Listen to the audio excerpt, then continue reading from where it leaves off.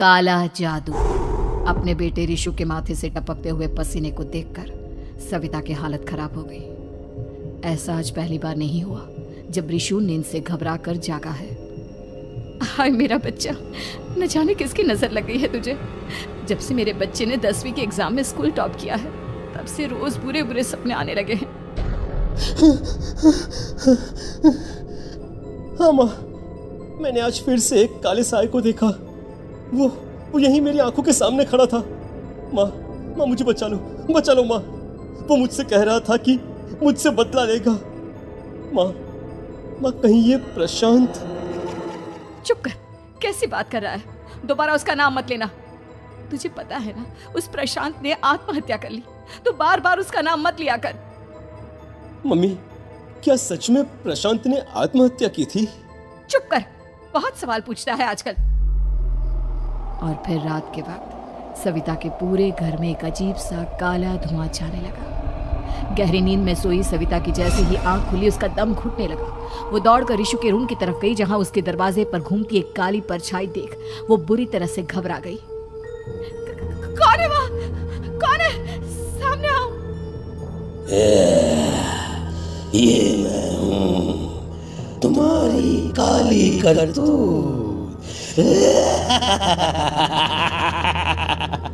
और अब मैं तुम्हारे बेटे को ले जाने आया हूँ। नहीं, मेरे बच्चे को छोड़ दो प्लीज। मेरे रिशु को कुछ मत करना। वो परछाई रिशु के कमरे में घुस जाती है। सविता भी उसके पीछे पीछे दौड़ कर जाती है और देखती है कि अब वो साया साफ नजर आ रहा था। वो सर से पैर तक खून में सना हुआ था और उसके शरीर के सारे अंग कटे फटे हैं। क्या चाहिए तुम्हें? तुम जो बोलोगे मैं करूंगी, लेकिन मेरे रिशु को छोड़ दो। उस परछाई ने रिशु को गर्दन से पकड़कर दीवार के सहारे हवा में उछाल दिया। रिशु जोर जोर से चिल्लाने लगा। माँ बचाओ मुझे, बचा लो माँ, ये मुझे मार डालेगा। माँ मुझे बचा लो माँ।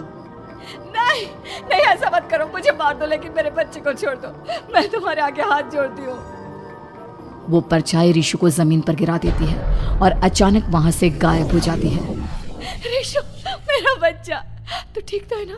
कुछ बोल बेटा, क्या हुआ है तुझे? मैं ठीक हूँ माँ। क्या हुआ था यहाँ पर? कुछ नहीं बेटा, कुछ नहीं। तू परेशान मत हो। हम कल ही गांव के बाहर जो तांत्रिक महाराज रहते हैं उनके पास चलेंगे। ठीक है माँ, हम जल्द ही उनके पास चलेंगे। मुझे बहुत डर लग रहा है माँ। ये बार बार मुझे डरावने सपने आना, ये सब हमारे साथ क्यों हो रहा है माँ? अगले दिन सविता अपने बेटे रिशु को लेकर गांव के बाहर तांत्रिक के पास जाती है। जिस जगह पर तांत्रिक रहा करता था वो जगह बहुत डरावनी थी। चारों तरफ कंकाल और भूतियां नजर आ रही थी। गांव से दूर वीराने में उस जगह पर जोर से आंधी चल रही थी। रिशु ने डर कर अपनी माँ का हाथ पकड़ लिया।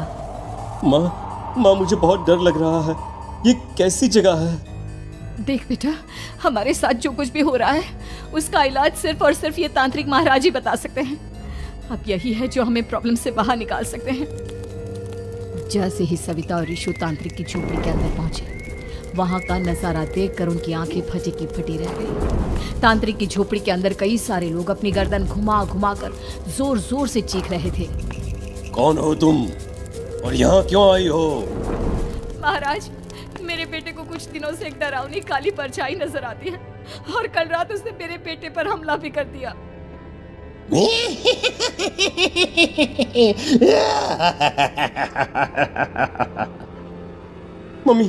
मम्मी हमें यहाँ से चलना चाहिए। ये जगह मुझे ठीक नहीं लगती। नहीं बेटा, ऐसा नहीं कहते। रुक जाओ, 2 मिनट के लिए रुक जाओ। क्या कहा? काली परछाई? तुम्हारे बेटे पर किसी काली परछाई ने हमला किया? हाँ महाराज, वो कह रही थी कि वो मेरे बेटे को कुछ कर देगी। कोई उपाय बताइए महाराज, मेरे बेटे के साथ कुछ गलत नहीं होना चाहिए। तुमने किसी दूसरे के साथ गलत किया है तो तुम्हारे साथ भी गलत होकर ही रहेगा। तुमने किसी की जान ली है, किसी को मार डाला है तुमने। नहीं महाराज, मैंने ऐसा कुछ नहीं किया। मैंने किसी की जान नहीं ली। मुझे कोई उपाय बताइए। लगता है तुम इतनी आसानी से नहीं मानोगी। मैं तुम्हें अभी उस काली परछाई से मिलवा देता हूँ और वही सारा सच तुम्हारे सामने लेकर आएगा। हाँ? सविता और ऋषु ने डर के मारे अपनी आंखें बंद कर ली। तभी अचानक तांत्रिक की झोपड़ी में अजीबोगरीब आवाजें गूंजने लगी। सविता और ऋषु बुरी तरह से कांप रहे थे। आंखें खोलो और अपने सामने देखो। क्या यही है वो जिससे तुम कल रात को मिली थी? बताओ मुझे। हाँ, इसने कल रात मेरे बेटे के ऊपर हमला किया था। ये उसी लड़के की भटकती हुई आत्मा है जिसे कुछ दिन पहले तुमने मार डाला था। मम्मी, ये महाराज क्या कह रहे हैं? क्या सच में आपने किसी की जान ली है? किसी को मार डाला है? अगर हाँ तो बताइए ना मम्मी, किसको मारा है आपने? किसको? तुम्हारी माँ इतनी आसानी से सच नहीं बताएगी बेटा। इसने एक बच्चे की जान ली है। कहीं उसका नाम प्रशांत तो नहीं महाराज? वो मेरा दोस्त है, मेरा मतलब मेरा पड़ोसी है। सही पहचाना। देखा सविता, तुम्हारा खुद का बेटा भी जानता है कि तुमने किसी के प्राणों की बलि चढ़ा दी और इसीलिए अब उसकी बुरी आत्मा तुम्हारे घर में भटकती है। मुझे माफ कर दीजिए महाराज, मुझसे बहुत बड़ी गलती हो गई। प्रशांत हमारे पड़ोसी का बेटा था। हर बार उसके नंबर मेरे बेटे से ज्यादा आते थे और इसलिए मैंने उसके कमरे के बाहर काला जादू किया था, पर मुझे नहीं पता था कि वो मर जाएगा।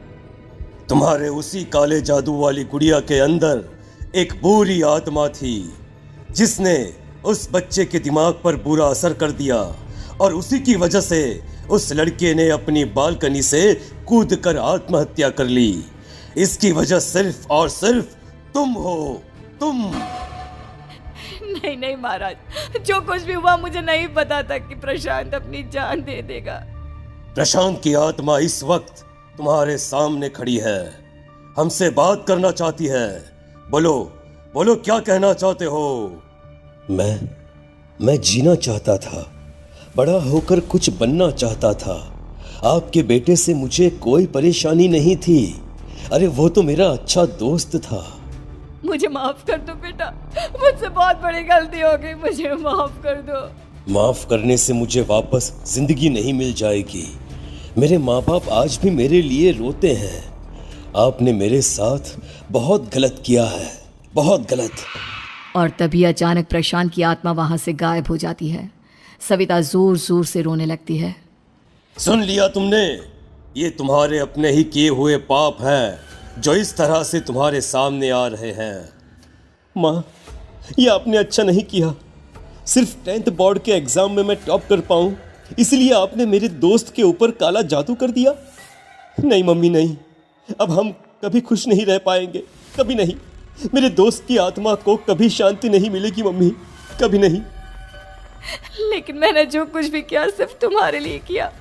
वो लड़का हमेशा फर्स्ट पोजीशन पर आ जाता था और इस वजह से हमेशा तुम्हारे मार्क्स कम पड़ते थे।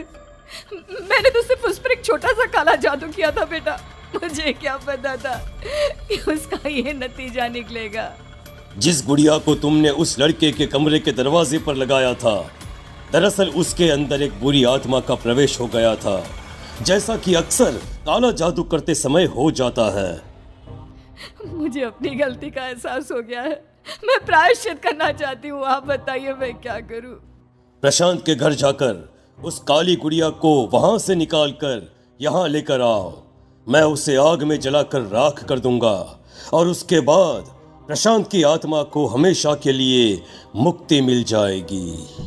अगली रात सविता चुपचाप अपने पड़ोसी प्रशांत के घर जाती है। प्रशांत के माँ बाप प्रशांत की मौत के बाद उस घर को छोड़कर हमेशा के लिए वहां से चले गए थे। जैसे ही सविता उस घर के अंदर कदम रखती है, उसका सामना अजीबोगरीब हैवानियत से भरी आवाज़ों से होने लगता है। ऐसा लग रहा था जैसे कोई बुरी तरह से चीख रहा हो। सविता जैसे ही प्रशांत के कमरे के बाहर पहुंचती है, वहां पर लटकी हुई गुड़िया के शरीर से खून टपकने लगता है। ये क्या हो रहा है? इस गुड़िया के शरीर से खून क्यों टपक रहा है? सविता हिम्मत करते हुए उस गुड़िया को वहां से उतारने की कोशिश करती है, लेकिन तभी अचानक से बहुत भयानक दिखने वाली औरत उसकी आंखों के सामने आकर खड़ी हो जाती है। मैं यहाँ से कहीं नहीं जाऊंगी और अगर तूने मुझे यहाँ से हटाने की कोशिश की तो मार डालूंगी मैं तुझे। नहीं, मुझे तुम्हें यहाँ से ले जाना ही होगा, नहीं तो मेरा बेटा, उसकी जान को खतरा है। मैं तुम्हें नहीं छोड़ सकती। अगर तुम्हारे अंदर हिम्मत है तो मुझे इस घर से बाहर ले जाकर दिखाओ। और ऐसा कहकर वो औरत सविता के ऊपर हमला कर देती है और उसे हवा में उछाल उछाल कर जमीन पर पटकती है।